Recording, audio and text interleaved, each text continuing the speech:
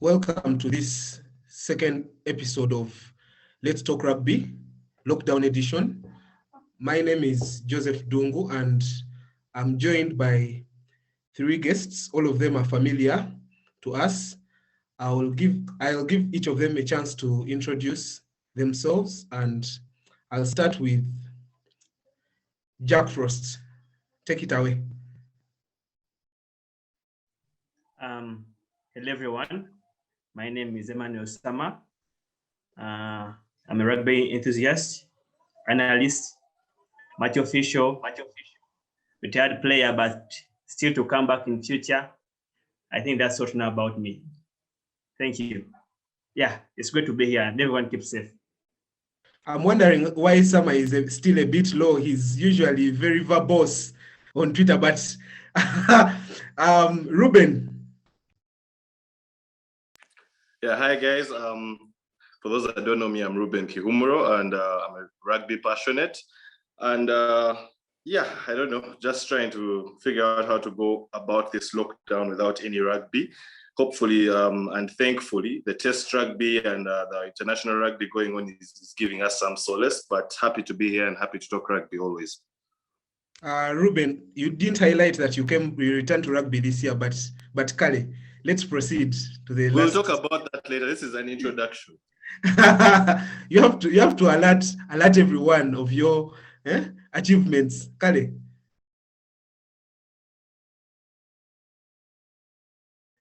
Payo.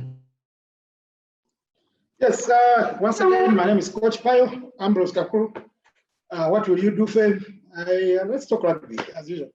I'm ready. Lockdown is taking me well. I hope I lose some kilos, which are coming on quickly than I expect to go. So, yeah, let's talk rugby.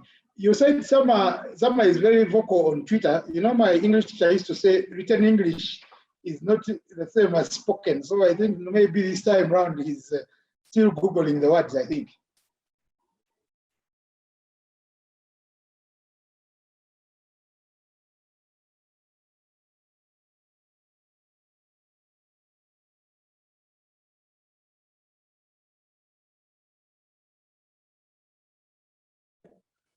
Mukulu Dungu about that, yeah.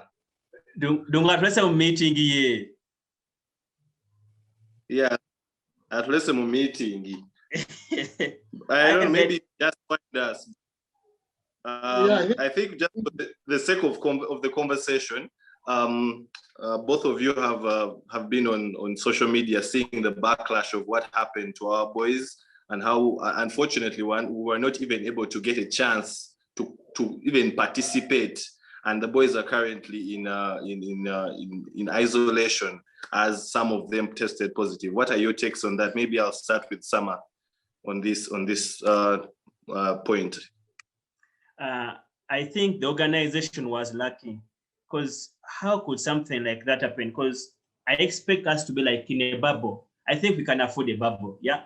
At least a week or 2 weeks prior to the tournament, we could have been able to isolate our players and avoid such things.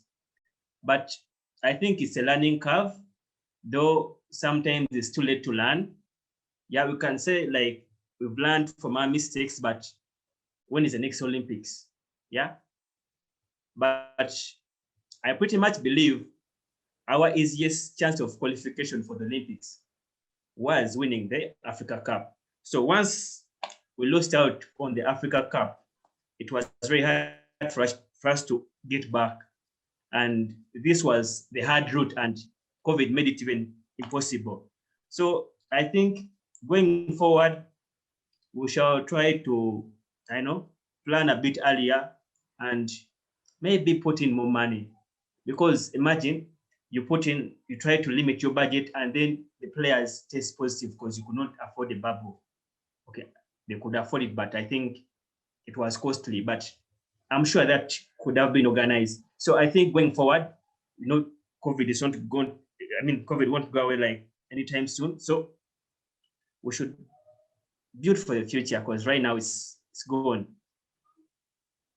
Yeah, that's very true. Dungu, while you had taken your short break, I decided to find control take the fly half position in this, but maybe you'll come back after this small remark. I think one of the things that we saw from your podcast from last week, and especially what Mr. Ambrose Kakuru said, there was a lot of response to it. I think highlighting particularly Philip Okorach, and what he was in total agreement with you about the fact that the team couldn't even get at least 1 week of being in camp and at least isolating from the rest of the world. And then Helen also had something to say, but it was a bit controversial. She didn't seem like she had a lot of confidence in the team qualifying nonetheless. So I don't know if you had a chance to look through the comments and everything that was on social media. Ambrose, what do you have to say about that? Before Ambrose comes in, I wanted to just run a few of those comments on my screen. I don't know if if it's fine with you guys. I should be able to share a few of those and show you what happened on Twitter that week. There was a lot of outbursts, lots of comments. So let me do that in a bit. So this is my screen. I hope you guys can see it. This is Kratos' tweet. You can see Payo there. There were to the comment section. Again, Edmond said, well said, Payo. It's very frustrating to travel and not to showcase your talent. I believe management knew about the infection, but didn't want to miss the Kamani. Then Jasper says, it is indeed unfortunate and demonstrates an epic lack of foresight and planning in the union. Okay, so Chisache Moses Trinity says, very regrettable. I'm sure the union knew about the sick people, but they insisted. They had enough time to plan accordingly. I'm really feeling bad. Then let's go to the quoted tweets. This is where usually there is a lot of, so quotes Payo's reply and says, well said, Payo. That's Philip Okorach. Then Koyo says, no lies. Koyo says, no lies at all. Our Olympic dream wasn't killed because realistically, Uganda had no chance of qualifying. That said, the boys deserved the opportunity to play in the tourney, and they had worked so hard to qualify for, and the chance to showcase their skills, heartbreaking for them. I think there was a bit of back and forth. Let me go see what some people quoted. There is Jude Mugabe saying, maybe you are right realistically, but the way the dream was killed is what hurts. The union could have done better in preparation to reduce the risk of exposure to the players to the virus.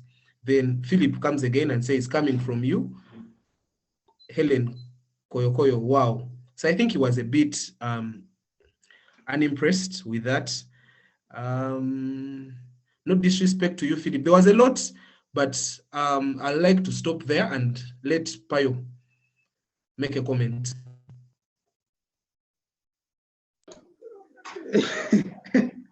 I actually didn't see any bad comment around what I have to say is that it was my humble opinion that we could have handled this situation better.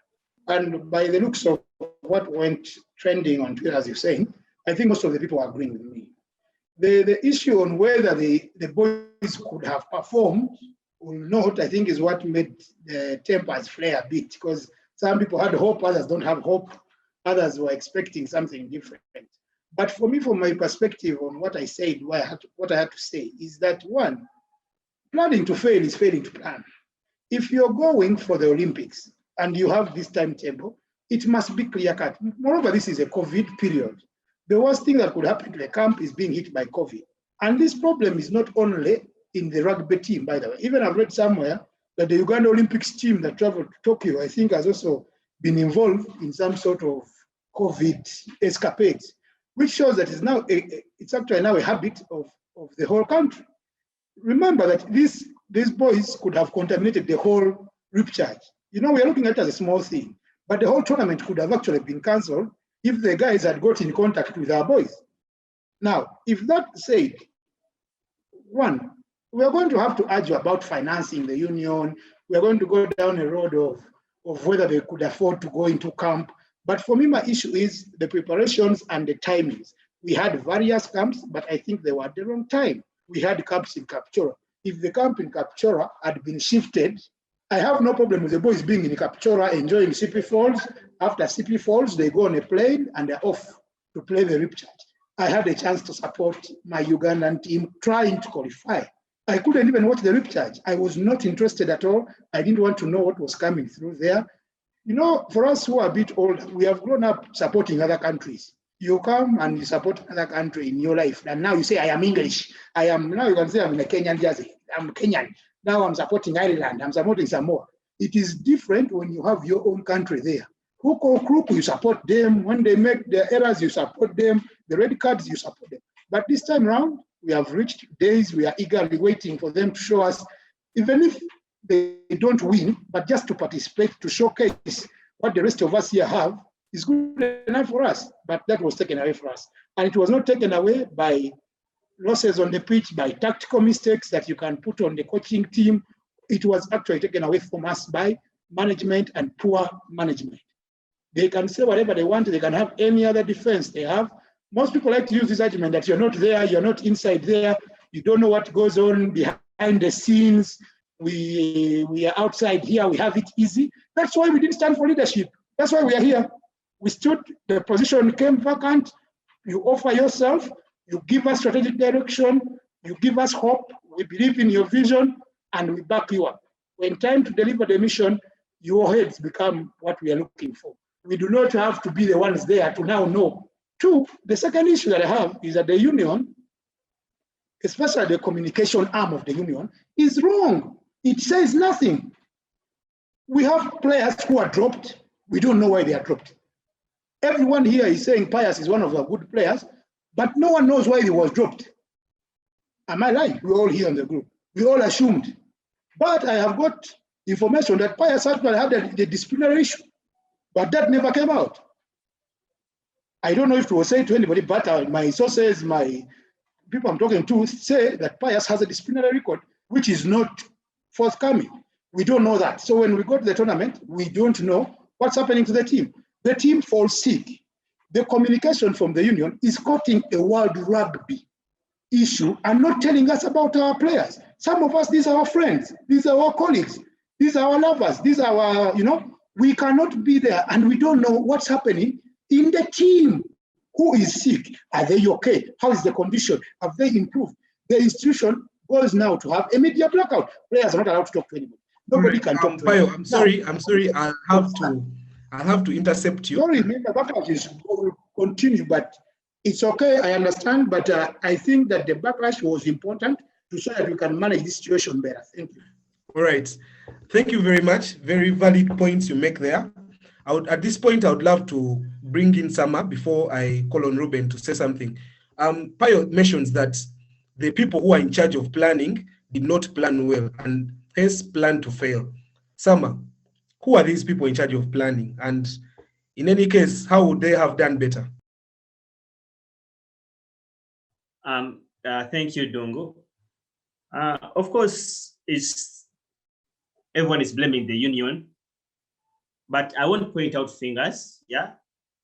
But whoever is in charge. Sama, why don't you point fingers? I mean, the union is a union, it's huge. Because we know if it's an issue, say with player management, then we talk to the team manager. So who is in charge of planning in the union? Do you know who they are? And if you know, what can they do better? Well, Dong, you're putting me in a tricky spot right now. So that question, I decline to answer. But all I can say is that they could have done better. And it's now going up to them because everyone was excited about the repechage, yeah? Somehow, how would they have done better? How? Of course, by ensuring that we had the player bubble. That was very essential because we're in COVID times and those guys are very strict about COVID, yeah? So at least a week to the tournament, they could have gotten any local hotel around. I'm sure they could have afforded that, yeah? At least a week to the tournament. and they isolate the players in that hotel or whatever. Or it could even be someone's home. Yeah, we go to someone's home and they camp there for a week and then we move safely. Fine. And what do you have to say about the communication? Because honestly, I also don't see much communication from the union apart from when they want to push out an agenda. Guys, let's meet at Chadondo 2 p.m. vaccination. We are very sorry, vaccination can't take place today, but tomorrow will be there at 4 p.m. guys. What do you have to say about the union's communication? Pai has made very strong remarks, and I agree with him because communication is very key to the running of everything. First, we don't know how these players are doing in Monaco. We don't know how they are living. These are people we always hang out with. These are people we've grown up with. So what do you have to say about the communication break? I feel like our PR is lacking. Yeah. So imagine you're in a situation whereby the country is like mad at you for doing, okay, it's not their fault, but everyone was a bit disappointed, you know? So that's why your public relations come in to try and fight this fire which is building up. Yeah. People are wondering what's going on. Why are the boys quiet? Yeah. And you know, sometimes silence brews, I don't know, commotion. Yeah. It causes chaos. Like when you keep quiet, people start coming up with different theories and they're saying my source, my source, my source. So it's good to have message coming from the verified source, from the union itself, to tell us what's going on, what happened. Yeah. Because the thing of the COVID, I had to get it from World Rugby Sevens, I think. That's why I first got the statement.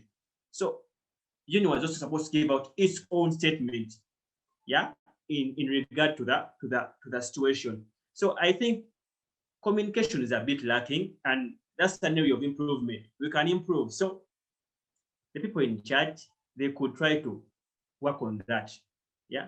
Because even if it was something bad, but if you have a good PR, you could easily be able to cover it. Okay, not cover it up, but reduce the its effect.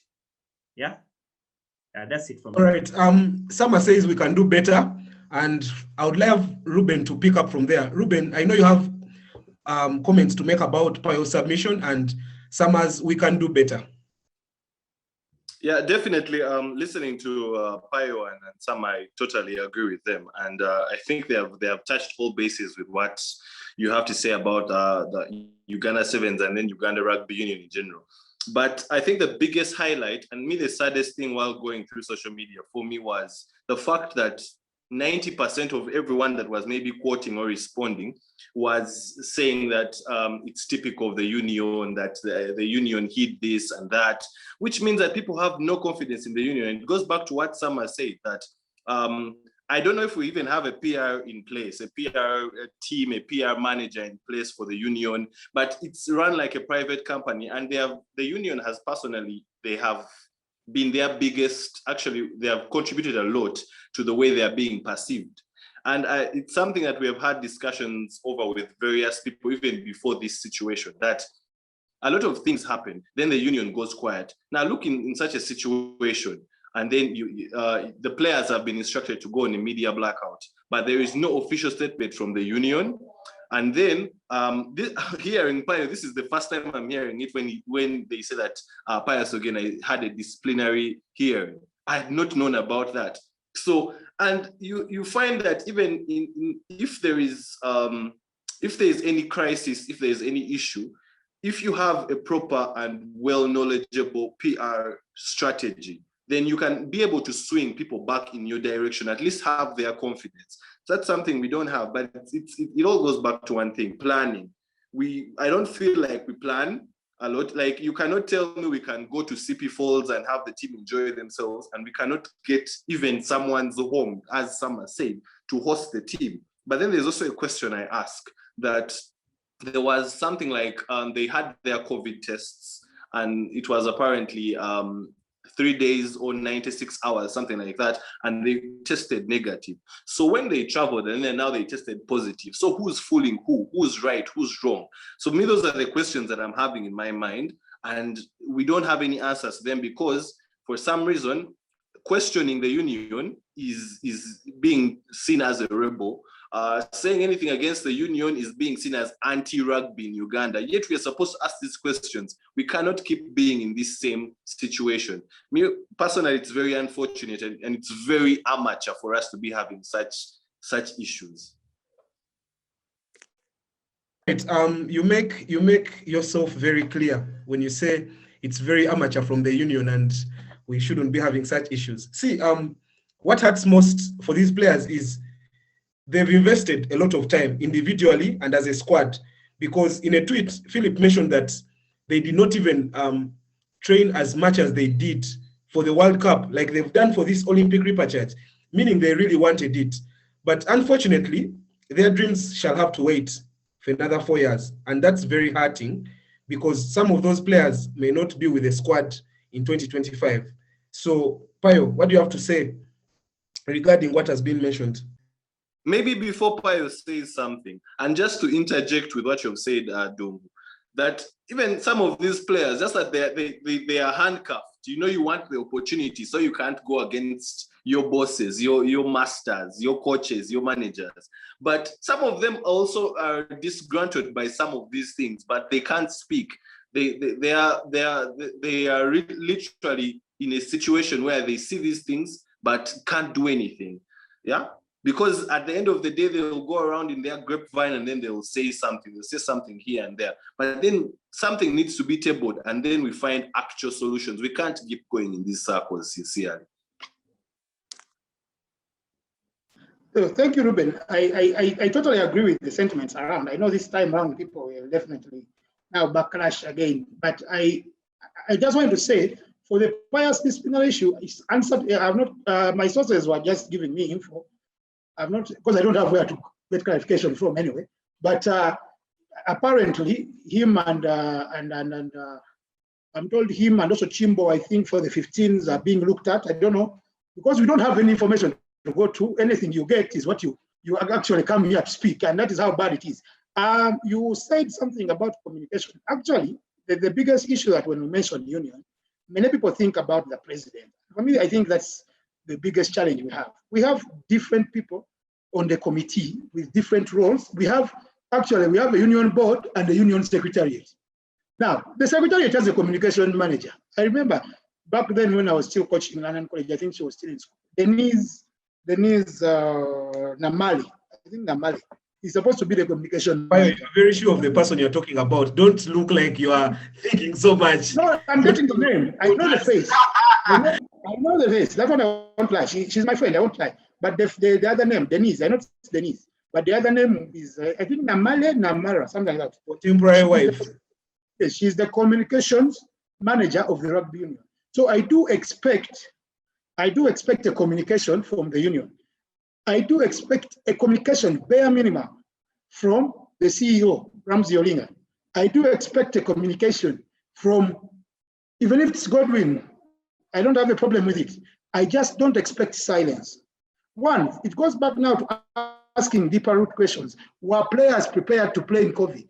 Were they given trainings about COVID? Were they aware, or we just assume?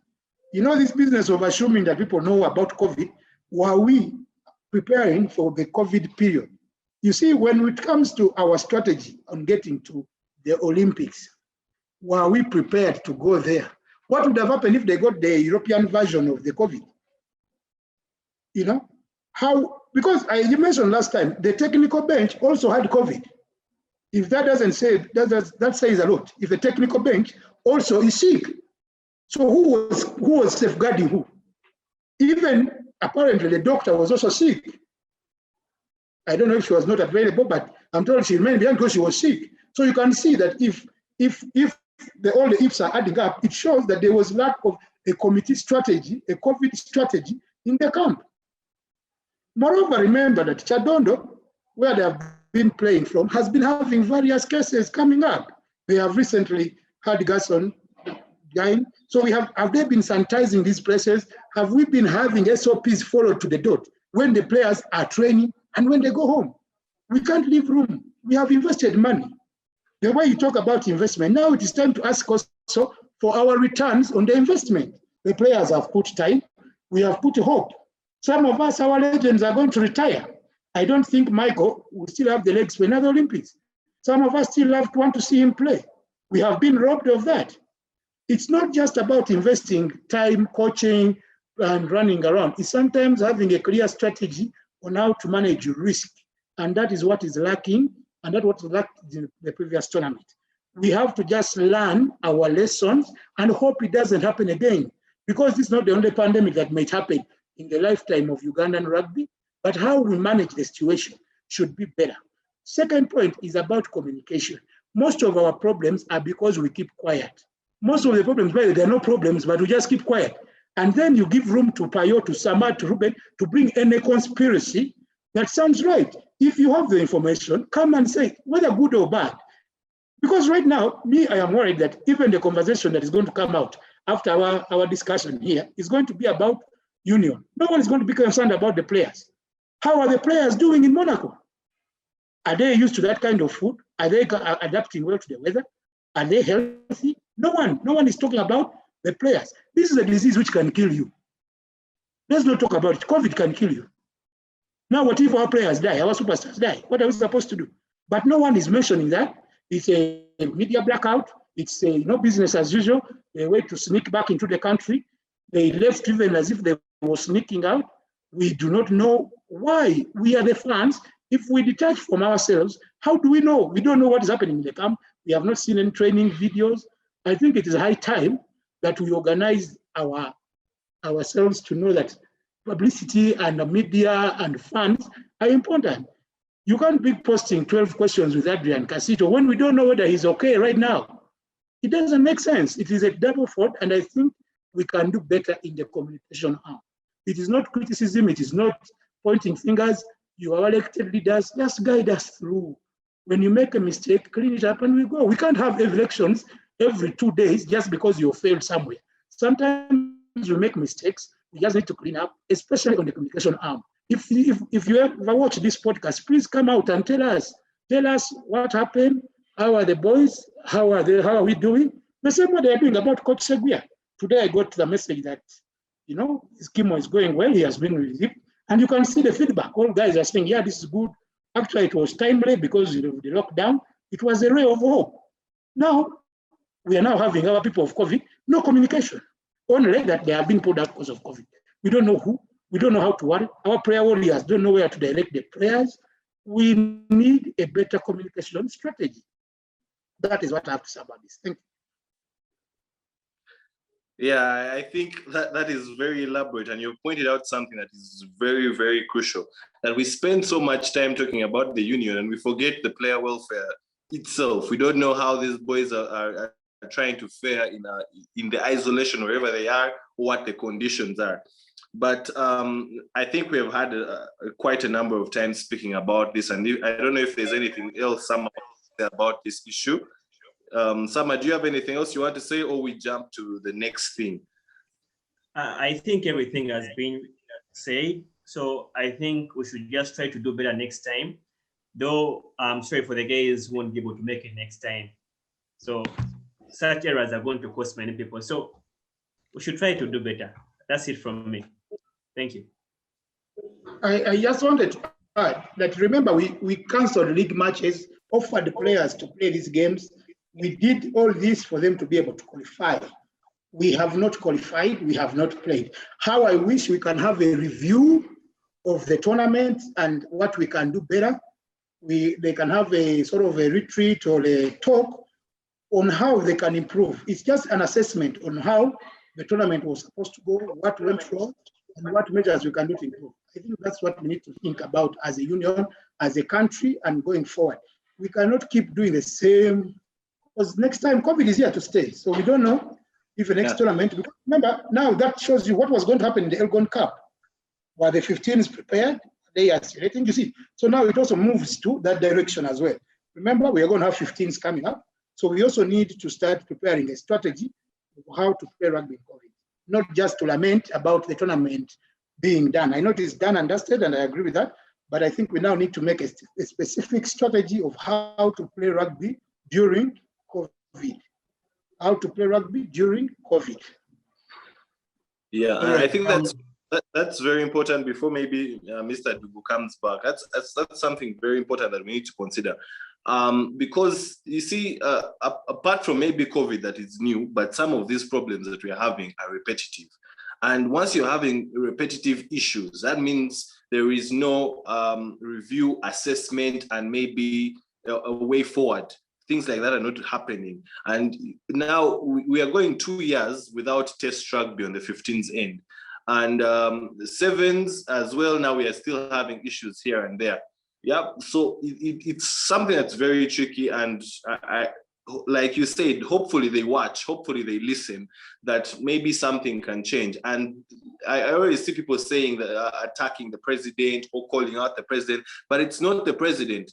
Yes, you talked about Denise Namale being the person that handles this, but I don't know if she has the proper training. And I say this out of respect and out of no spite, that I feel, yes, she's a good media handler, she's a great photographer, but does she have what they call PR management training? I don't think that has been done yet, because honestly speaking, when people put out issues and they are contrary to what is the union is communicating or what the union stands for, on her personal end, she tends to take it personally, and that's not how it is. People don't have an issue with her. People have an issue with the union and how things are being done.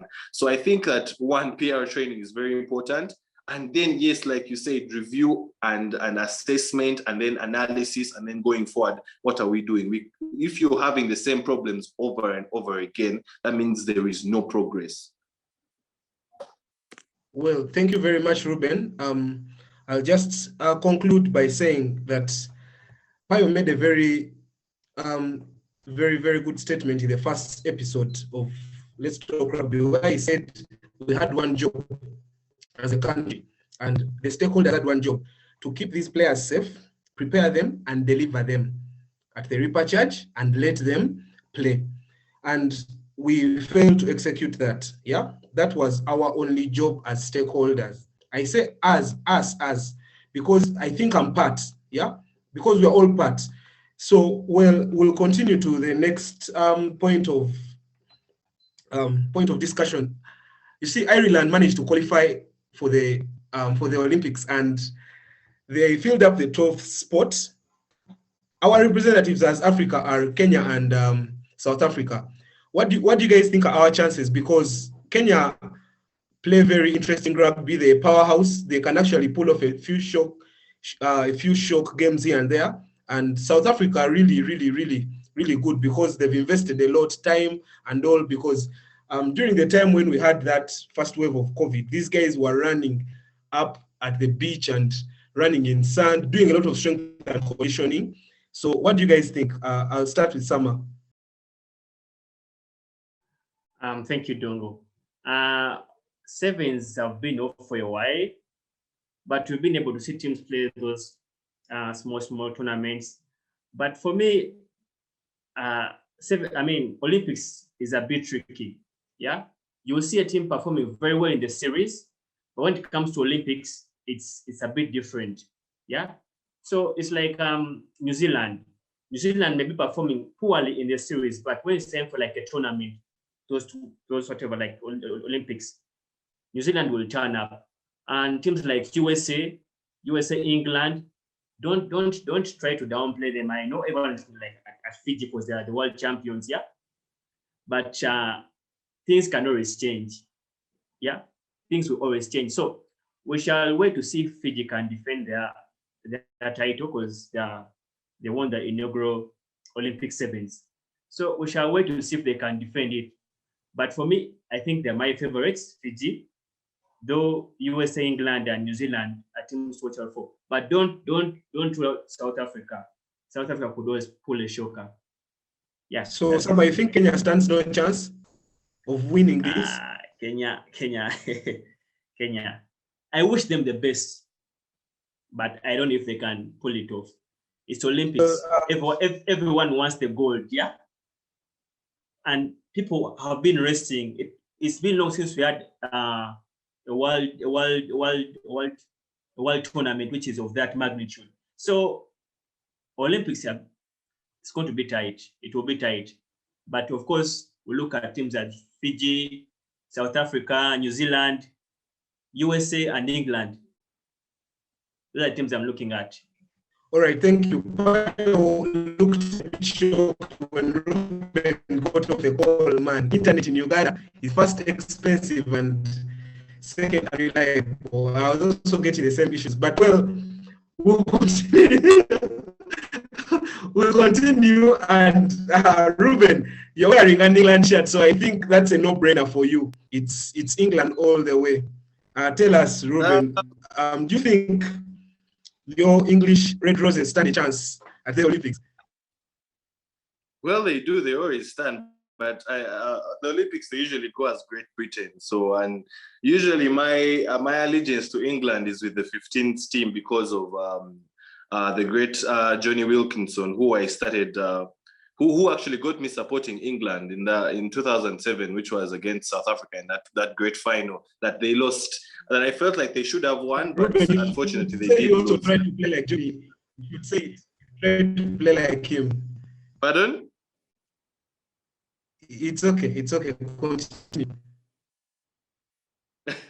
Yeah, so I wish them the best, but honestly, on the sevens part of the game, I don't really support England. But I try to align a lot more with the African sides in the sevens. For Kenya, I feel like Kenya has a lot that they need to do to prove themselves, because they have been going through a lot of issues both on and off the pitch.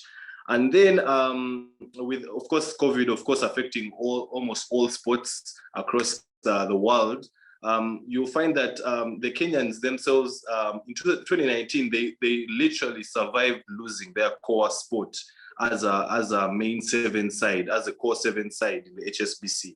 So this is a perfect platform for them to come back and stamp their mark that, you know what, you guys, we're still that other team that you can consider as a big, let me say, a big influence or a big impact from Africa besides South Africa.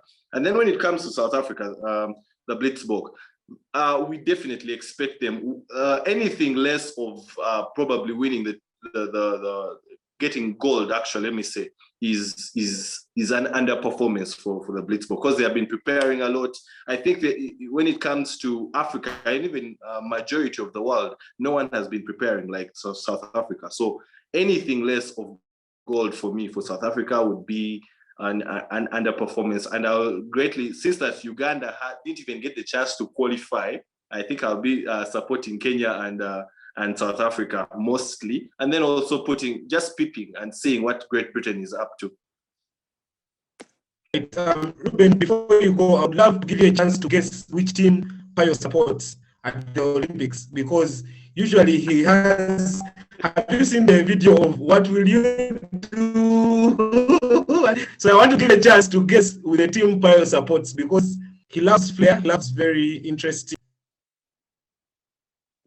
But who hasn't seen that video? That's like one of the most hilarious videos. But I think Pai will be supporting.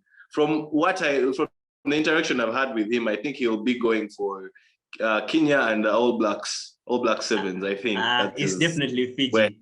Definitely Fiji. My man on Fiji. Okay, Payo, tell us. All right. For me, for sevens, it's obviously one country that fascinates me. Fiji. The Fijians, the Flying Fijians, fascinate me when it comes to sevens. Their sizes, their skill set, even the ability to execute those skills at that size. Usually, the Summer Heatfuls are the skillful players on the seven circuit. When you look at the Blitzbox, they are skillful players, are the shortest, small guys. But the Fijians, with their height, they fascinate me, and every sevens tournament, I have a soft spot for Fiji, no all doubt. I'll definitely be supporting Fiji in the Olympics. However, that said, I can't go to a tournament when there is an African and East African, moreover, and I don't support Kenya if it is there, because Kenya is there. I'm even wearing the jersey already.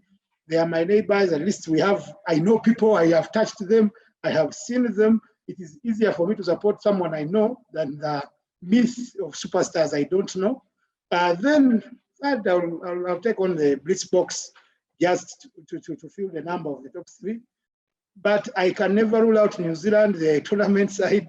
They will definitely turn up. However, what I can say is that the COVID has been a good equalizer, so to speak. I think it has put everyone back to the drawing board. And those who have plans and actually put up a good, get back to rugby strategy will definitely impress us. Based on the previous performances of Ireland in some of the HSB series, I think they could be the wild card to shock us with their runners and shock us, but they won't go far, definitely. But I think it will be a good watch, especially having sevens back on our screens, especially competitive sevens. These have been really, we have missed it. I think I'll be happy to see that.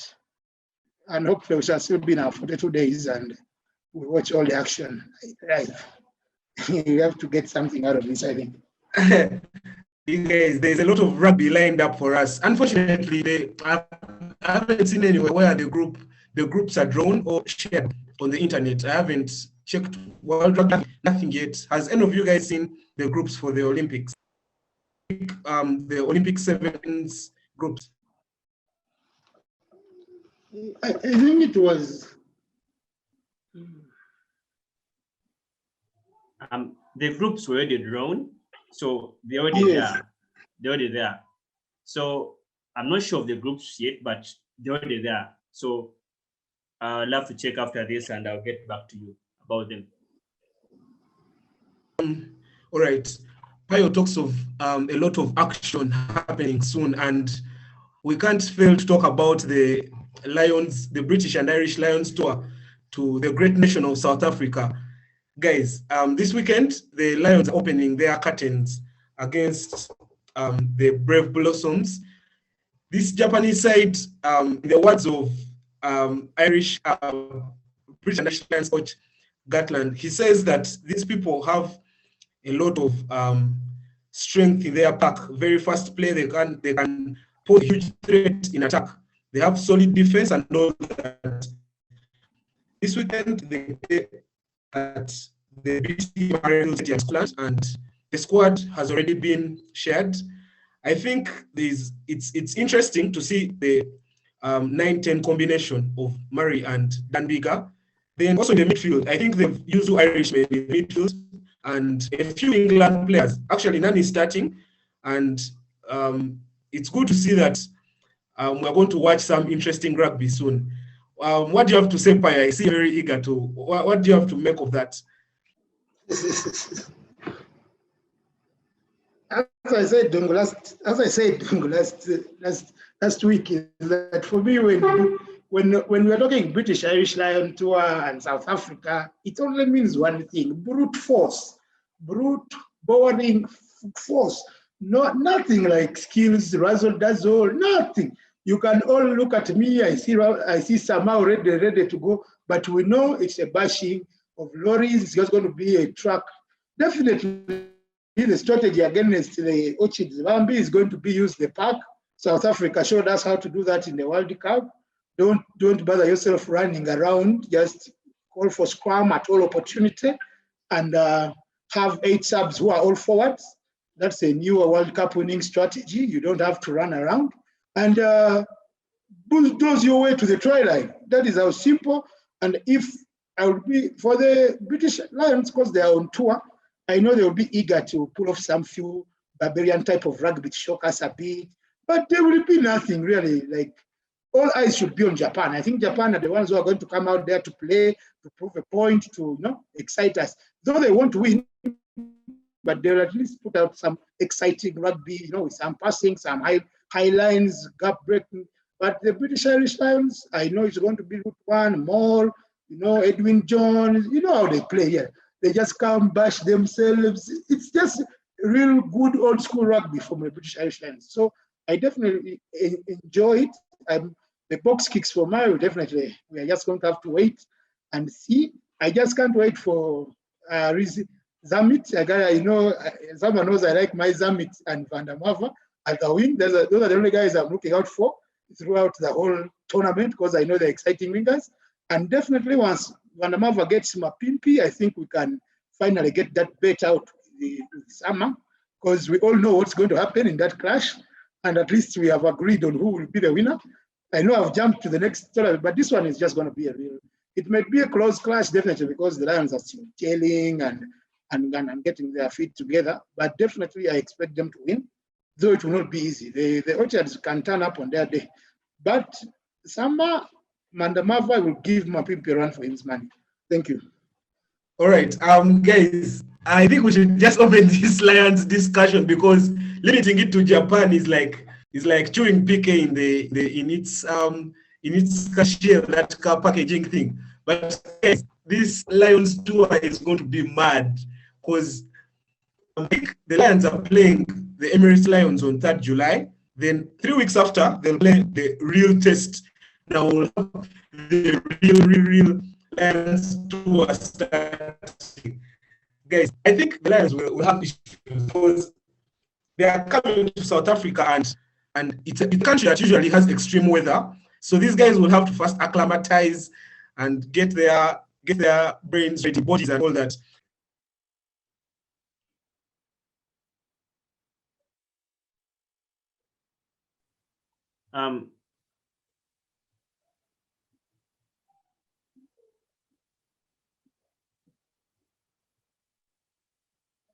It's fine. It's fine. You can go and speak. It's very fine. Okay, yeah. So yeah, Dungo, regarding the lineup which was released for the Japanese to face the Japanese side, you realize most of the players who are playing in the Premiership top 14 got the semis last weekend. So some players joined the camp a bit late, so they could not make it to the lineup. And then some players are playing the Premiership finals this weekend, so they have not yet joined the camp. So that explains to you the lineup you saw. But looking at that lineup, of course, it had no English players. Were they there? Not really. They were there. Yeah, Yeah, but Onfer is coming off the bench, right? But the importance of this game is to show us what is in the mind of Ryan Gatland. Like, what approach is he going to use? Because that's like an insight of what they have been training. Yeah. So it's going to help us know, project, like, what is he going to bring this time round? Is he going to play his kicking game? Are we going to see the wine ball being brought back to action? So it's going to help us determine which formation they are going to use. Yeah. So it will be very important. But of course, the Lions tour is going to be exciting. We expect a lot of physicality, though it could become boring because, you know, Ryan Gatland and his kicking game, and then Rassi and Jack, they're also trying to kick the ball to them. So you remember the semi-final between Wales and South Africa, the World Cup, which was like tennis. So yeah, Ryan Gatland was the coach. So, and this side, same coaches. So we should expect a kicking game. Yeah, of course, we'll have the kicking game. But of course, the physicality, that's what we're in for. That's why I want to watch this series, yeah? The physicality. And for me, I've been telling people, Aluwain Jones, he's going to find who? Arajis Naiman, and they're going to show him he should be retired by now.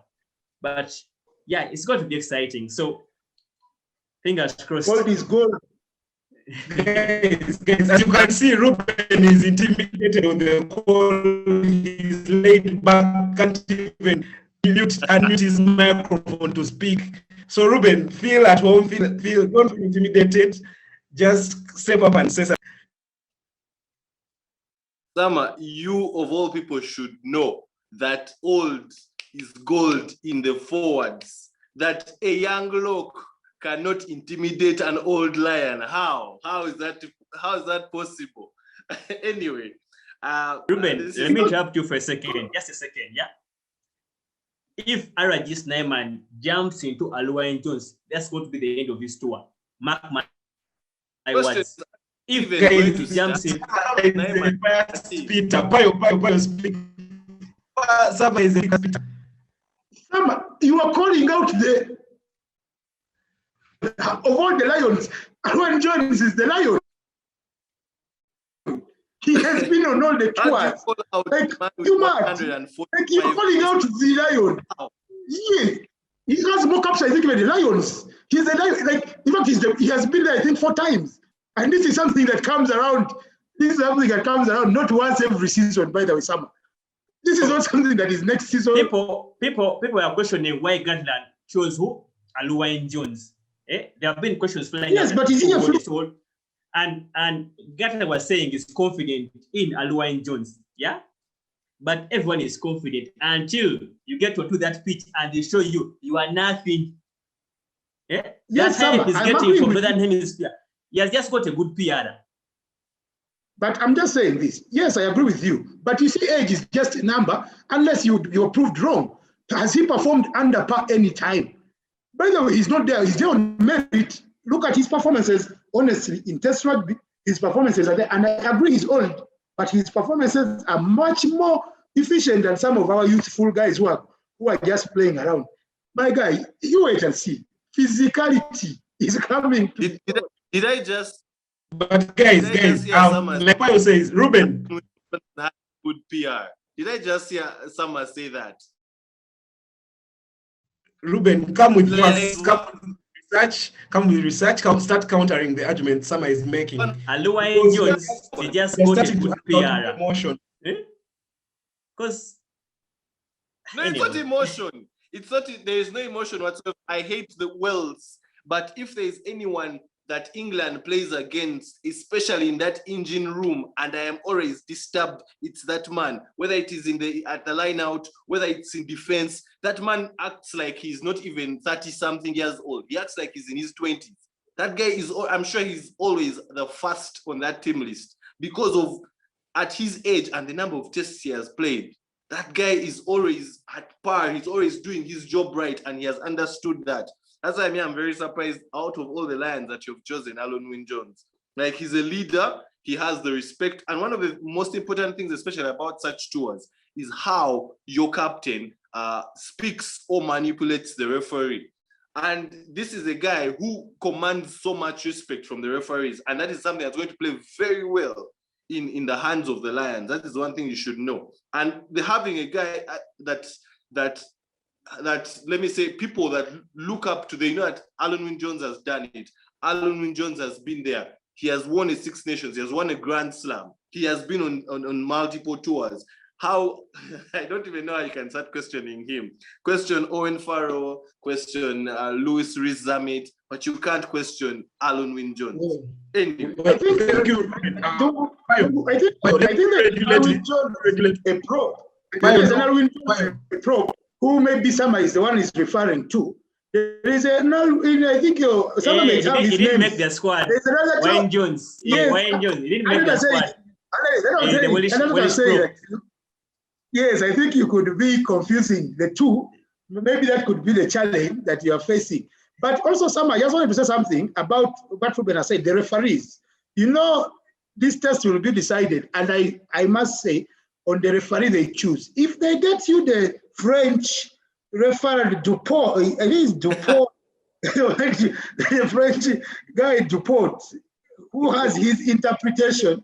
After what happened to us, because I'm from New Zealand, the British Irish tour, when they came to New Zealand and he interpreted the penalty in a funny way, I will pray that South Africa does not get a chance to see that interpretation come back to life, because I have seen it before. So as you discuss this also, I hope World Rugby has released the referees so that we can also have that debate. Because really, my last tour when they came I don't know. Yes, actually, so I don't know if, it's correct. I think the referees were shared. 3 of them with the 3 tests. Yeah. But I just did capture their names and all that. I think one is from South Africa, one is from New Zealand, and one is from France. The thing is, they will always have some from the Northern Hemisphere. And that has always been, I think, the challenge with these tours. The fact that, regardless of the fact that we're playing the same sport, rugby, that interpretation of rugby in the North and South to a slight extent differs, and because of that slight extent, it favors where you're coming from. If they use a Northern Hemisphere referee, some of the interpretations are better, especially around the breakdown and things like that. And if they use a Southern Hemisphere referee, then it usually favors the Southern Hemisphere side. But yeah, aside from the referees, I know it's not something I know what happened in New Zealand happened, and it was a drawn test. Let's move on. Let's move on. Ruben, you want to downplay the fact, but just recently, if you watched the recent final, the New Zealand final, if you saw the defense of them all in the Blues, I think it was the Blues, they were just swimming around them all. They literally did nothing. The Mole defense was pathetic. But the interpretation of the New Zealand ref, he was allowing swimming, he was allowing all kinds of things, which no Northern Hemisphere, when you see the Northern Hemisphere defend them all, certain things that the Southern Hemisphere go away with can never be allowed. So definitely, if you get a ref, the ref is a big factor, by the way. If the New Zealand ref that ref the final, the Blues final, gets into this British Irish tour and they have to defend them all, the Northern Hemisphere guys have to defend them all when it is allowed for them to swim with Itoshi moving his hands around, coming from any angle, you will not play. It's obvious. That's why I'm saying that the ref plays a very big factor. It's just that we underplay it. But trust me, if we get a referee, especially that French referee who made us draw the test, his interpretation of offside, penalties, back foot is a thin line between confusion and right calls. And if you're not careful, you can easily lose it. By the way, me, that's my take on it. And I've been praying since I'm on the sideline for these games. I watch you guys tussle it out. Good, may the best. And if guys are not serious, I'm sure that French referee is going to be officiating game 3, which might be a decider again. But guys, I now want us to talk about the individual player encounters, the melees you expect in this tournament, like opposition player versus opposition player. Personally, I would expect Kolisi to go toe-to-toe with the flank at the other side because he's captain this side and he has a point to prove. So, I'll start with Sama. What are some of those player encounters you expect? Brutal ones, like Payo says, pure brutes. I am hoping they play Finraso at 10. Yeah, Finraso at 10, then on for at 12 to get the 10-12 pivot. Yeah, but if they played Finraso at 10, it would challenge South Africa's defense. Yeah, you know how they rush in. I mean, out in. So it would challenge them because he's a very good guy. He knows how to spot kick. So it would put the wingers on tension. Should I rush in? Should I feel the kick? So that would be something, you know, to bring about the variations within the game. Then, of course, someone is talking about the 12. We are sure South Africa is going to play the Allende. That we are sure. So the other side, we look at either Bandi Aki, Robbie Henshaw, or Owen Farrell. So depending on the kind of game Gatland is going to play. Yeah. So, you know, the good thing about this tour, there are 3 tests. So that gives you the variation. The squad won't stay the same. They try, the coaches try to bring in, you know, tweak a few positions around here and there to bring in the variation. Also look at Faf de Klerk facing off with Conor Murray. Yeah, it's been long since I last saw South Africa taking on Ireland. So seeing Faf de Klerk facing on with Conor Murray, it would solve, you know, the debate of who is the best scrum half in the Northern Hemisphere. Northern Hemisphere. And you know, yeah, Faf plays for Sale Sharks, and Conor Murray plays for Manchester. So we'll get to know who is better of the two, and that's something to watch out for. The fullback, depending on how Gatland chooses the team, because if he puts a carrying 12, that means the fullback must be one who can control the game, so that he can have 2 playmakers. Because at every one point on the pitch, most coaches prefer to have a 2-player playmaker pivot role. So if the 12 is the pivot, then the 15, that's when they can play Liam Williams or Stuart, but Stuart who can play, can come in to play as a second playmaker. That's what brings about the variation, what Stuart Hook has to offer. And right now, I think he's the best fullback right now in the Northern Hemisphere. That's in case you don't recognize Charles Piatau, but so it's going to be pretty exciting. So I can't wait for it. Let's wrap this up. Yeah. I think that the battles have been set. I'm just eagerly waiting for the scrum. I think I want to see the 8 forwards take on each other. I think they have all mastered the art of scrummaging, of the set piece, and playing the ball. So and obviously with the Vermeulen out, that also reduces the energy that you have to employ as a flank at some point. Because really, honestly, let me ask you a question. Are they going to play Sam Simmons at 8? Which 8 are you looking at, first of all, to play for the Lions? Which 8 are you looking at? The problem is, Gatlin, predicting Gatlin's side is not one of the easiest things you can do. There are certain things which he wakes up on and there you can go. I think this is the point when I come in.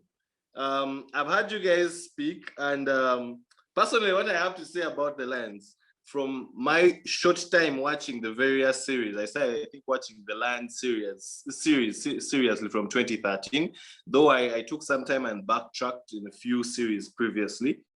But this is ideally the most unpredictable Lions squad to pick. And if you're talking about number 8, and knowing who Warren Gatland is, unless he surprises us, he's going to be Toby Faletau at number 8. But looking at it from a general point of view, like I said, it's very unpredictable. I clearly think, aside from the number 8 position, yes, the scrum is going to be very important, but there is a reason why Owen Farrell just played a final on Sunday, I think, and he's been named on the bench for this game.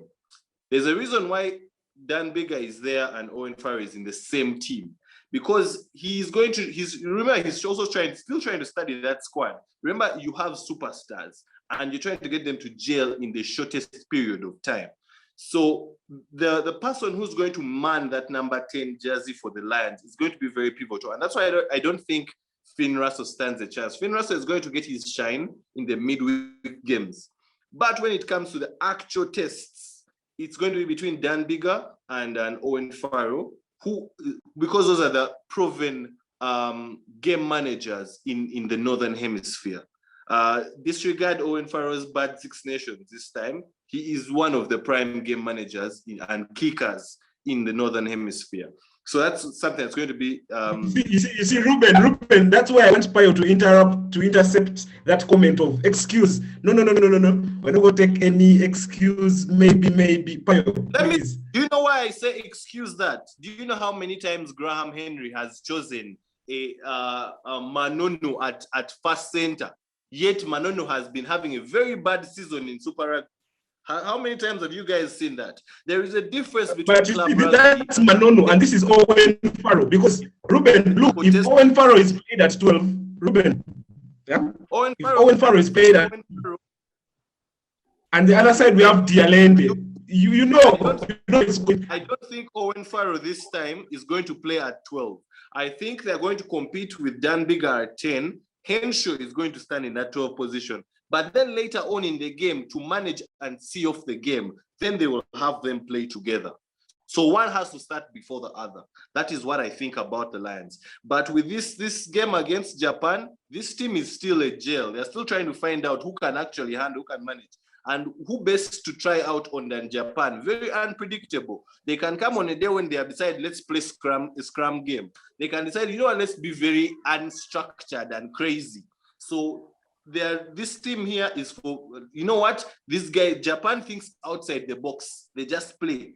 Yeah, yes, they do have some structure being a professional side, but they have that X factor in them that can allow them to create anything out of nothing. So the guys who are playing today are being playing on the weekend are being tested for their ability to adapt to anything that the opposition brings. And that's why you see Finn Russell has been in camp, but Finn Russell has not been chosen for this because he's going to play during the week. But he's not in contention unless there is injury. The people who are playing that number 10 position Finn are going to be on fire. Finn Russell just joined the cup recently. They had the top 14 semi-final over the weekend. Yeah, they had the top 14 semi-final. That was racing. You see, Finn Russell, actually, I read an article by Rugby Pass today, and Finn Russell sustained a minor injury on his ankle after that semi-final game. So I think they're still trying to manage that injury and keep him away to somehow preserve him. So Ruben, that may counter all the comments you've made. So at this point, guys, time is not our best ally. I guess I'll ask each of you to make your final remarks about today's podcast. We can go on and on, but I ask our viewers to subscribe to our YouTube channel, please. Let's Talk Rugby, Kratos. Please subscribe and like this video. Yes, Payo, starting with you, your final remarks about this entire podcast, takeaways and lessons. Thank you. Yes, my final remarks. One, you need better internet. I think you and Ruben, the internet, we are in the same country, but I guess like a mobile is not working well for you. But I think we can. We will try to encourage you to get better connection. The way you are in and out is suspect to what activities you're doing. Thanks. I think the podcast was very nice. I think sharing with these colleagues of ours is a good, but a food for thought. I think we need a gender. You know, I am a gender-based. I like gender balance. I think we shall need to have one lady to come and talk rugby with us. Hopefully, she will keep up with our excitement, because I think we have really gone in deep. Summer was about to fight for the rights of the Springboks. But also, that said, I also wanted to say we continue praying for Robert Seguya as he's fighting his acute leukemia. We got some positive news that he was discharged today, but we continue praying and providing our financial contributions to help him see through the fight. And I think that was some positive news in this COVID. Guys, let's keep safe. Let's wear these masks. Let's stay home until we can at least fight and also keep your mental health up there. The news coming through the WhatsApps is low, but I think we can at least strive to be better. Otherwise, see you next time. Let's talk rugby. All right, Sama, please make your final remarks in the shortest time possible. It was good to be hosted here. My final remarks, guys, when you lock down, use this time to learn more about rugby. Yeah, watch games. Watch a lot of rugby. This weekend we have the top 14 final, Premiership final. The first game of the British and Irish Lions taking on Japan. I know when Springboks are playing Georgia, but please try to watch these games. You will learn something. Yeah. Also read about rugby. Read. There's Rugby Pass. There are many online blogs. Yeah. Try to read about rugby. Read the laws. Use this time to understand them, such that when we get back into normal play, you know everything. Also, guys, stay safe. Keep your mask on. That's it from me. Thank you, guys. That's one of the only serious comments you'll ever hear from Sama, unless he's always just bantering and laughing. Yes, Ruben, I would like you to I told you say your last written, remarks. that is written in. What is Ambrose complaining about now? Anyway, I feel like this has been a very good conversation. I totally agree. We need to have a few ladies, not even one, but a few ladies, because I love to hear a woman that understands sports and rugby in particular. It's something awesome. Talking about Coach Robert Seguya, it's great to see that he's having progress, and we continue to pray for him, and we continue to urge people to support him in any way they can. I'm just excited that rugby is going on, at least test rugby. We might not have local rugby happening, but we have test rugby going on. So I'm looking forward to how the Lions are going to play and what's going to play out. I'm looking forward to what the Springboks are going to counter-react. I'm also looking forward to the finals that are happening at club level, at franchise level. So yeah, and what Summer says, it's very important. Rugby is a sport that you continuously learn about. Even the rules are changing every day, in and out, and especially in various aspects of the game. So it's important to keep changing and to keep learning. You cannot be rigid in anything that you do, especially when it comes to the sport of rugby, which is for brilliant people. So yeah, and just thank you for this opportunity, and I hope to have another conversation with you guys later on. I appreciate. All right, thank you very much. Looks like he always has something extra to say, but that will be next time, guys. It's been a pleasure discussing rugby with you. I'm very honored, and thank you very much. Till next time.